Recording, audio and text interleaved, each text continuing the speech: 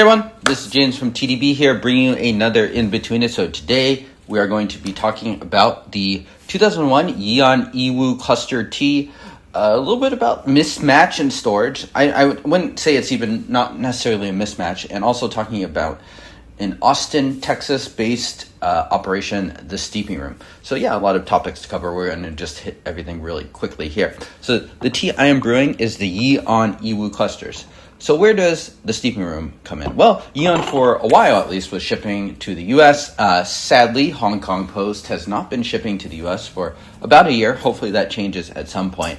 But in the meantime, you can actually get your fix, a limited selection of Yee On from the steeping room, who has kind of taken up the mantle of importing stuff. And they actually have quite good taste. They're a very good place to go, I think, to try a bunch of teas, to sample them, because they source from a bunch of different places, many of which are familiar vendors that have been featured here, places like Weitu Tea, places like Taishan He / Quiche.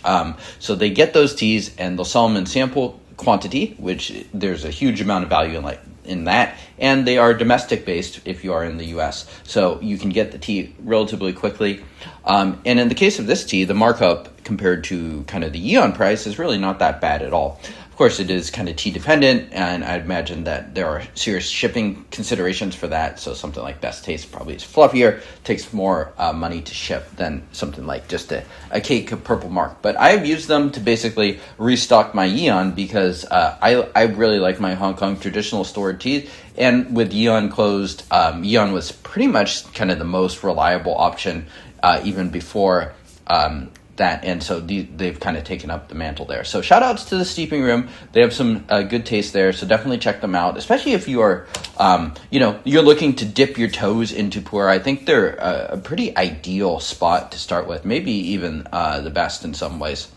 Okay, so let's get a little bit more into this tea. So why is this kind of a mismatch in storage? Well, it's an Yiwu tea, but it's a 2001 Yiwu tea, and Yiwu back in 2001 was a pretty different beast than it is now. This is kind of before the boutique revolution really changed everything significantly. You'd had some really early boutique teas, so stuff like the Zhenchen Yahao that came out 96, 97, 98.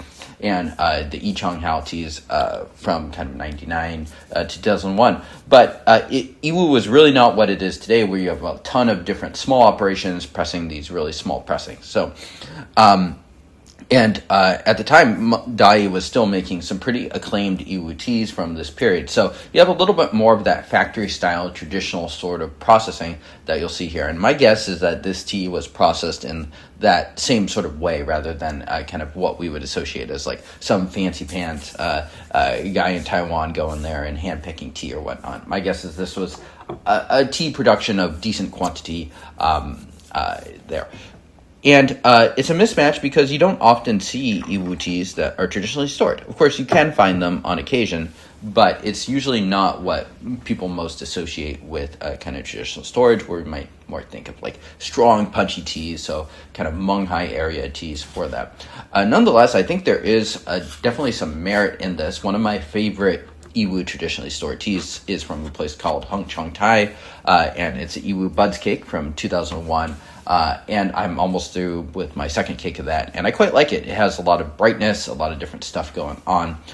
So it can definitely be done. I think it's just a little bit more, I think it's a little bit, there are different considerations you need to take into account, especially when selecting the material that you're going to put into that.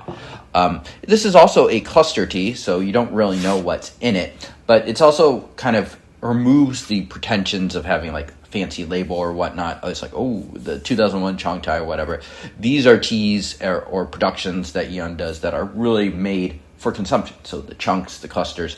So you don't really have that collectability aspect as much going on. So yeah, I'm talking quite a bit. But yeah, this tea is about $1 a gram, so it's not cheap. And you could be like, oh, well, I can get, 80% of the way there or 70% of the way there with Purple Mark or Best Taste. And you're not totally wrong, but I do think there are merits in something like this, and I don't find this tea to be exorbitantly overpriced. It's a very nice brew. So yeah, let's, I talked so much that it takes a bit to heat this kettle. This is the first steep, actually.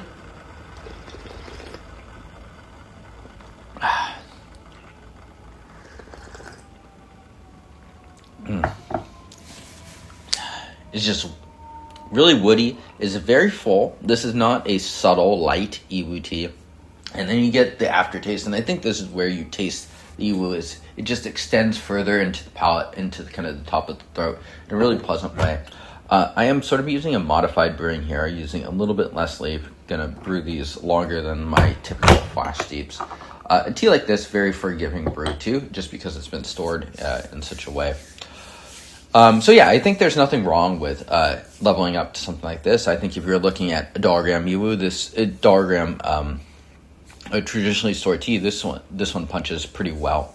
Can you get a similar experience, a semi-similar experience, if you buy at a lower price point from Yee On or Steeping Room? Yeah, you can, but this tea does offer some things. I think the quality of the aftertaste in particular is definitely a standout.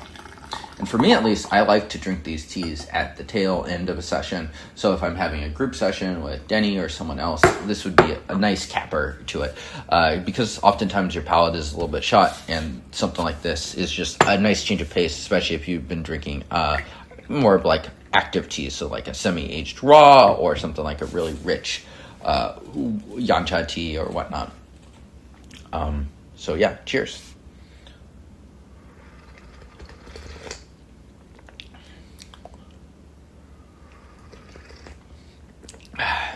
And you can tell it's raw too. There's just like an activeness. It's not quite as soft in the same way that the ripes are.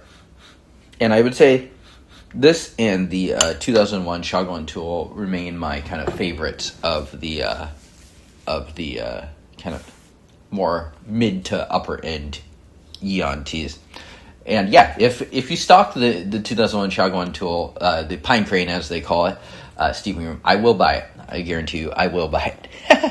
So,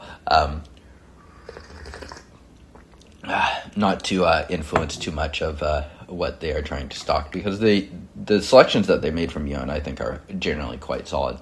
I like the Lubal too that they've stocked. I bought some of that as well. Yeah, it's just so smooth, goes down so easy. It's not an overly fussy or complicated brew, but there's just a lot to enjoy here.